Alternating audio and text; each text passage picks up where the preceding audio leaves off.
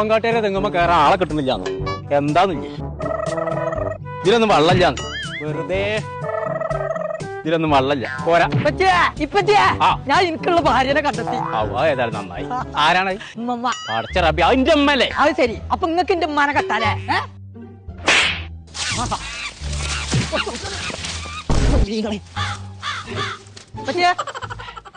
ഇപ്പൊ തേങ്ങയുടെ ആളെ വിളിച്ചിട്ടുണ്ടല്ലോ.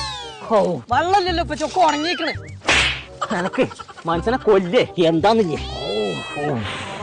ഞാൻ മറന്നു ഇപ്പച്ചേ. എനിക്കിപ്പോ വേണം അതല്ല ഇപ്പച്ചേ, ഇടയ്ക്കര മഹാലാഭമേള വന്നിക്കണേന്ന്. അവിടെ ഉറുപ്പിക്കൊക്കെ ടീഷർട്ട് കൊടുക്കണ്ടല്ലോ. ജൂലൈ 12-ാം തീയതി ആണെന്നാണ് പറഞ്ഞതേ. അത് ശനിയാഴ്ച ഇന്നല്ലേ? എന്നിട്ടാ ഈ കൈക്കത്തോടി ഇട്ട് കൊണ്ടിറക്കുന്നുണ്ട്. കോമ്പങ്കാട്ടേരെ മാനം കളയാൻ വേണ്ടിട്ട് ഊരി വെച്ചേ. ആഹാ, എനിക്ക് എത്ര വണ്ടി ചെയ്യാൻ മതി ഉറുപ്പ്യ കിട്ടുണ്ടെങ്കിൽ. അവിടെ ബക്കറ്റ്, പാത്രം, ബാഗ്, ചെരുപ്പ് എല്ലാ സാധനങ്ങളും ഉണ്ട് അവിടെ. ഒക്കെ ലാഭത്തിലാ കൊടുക്കണേ തന്നെ.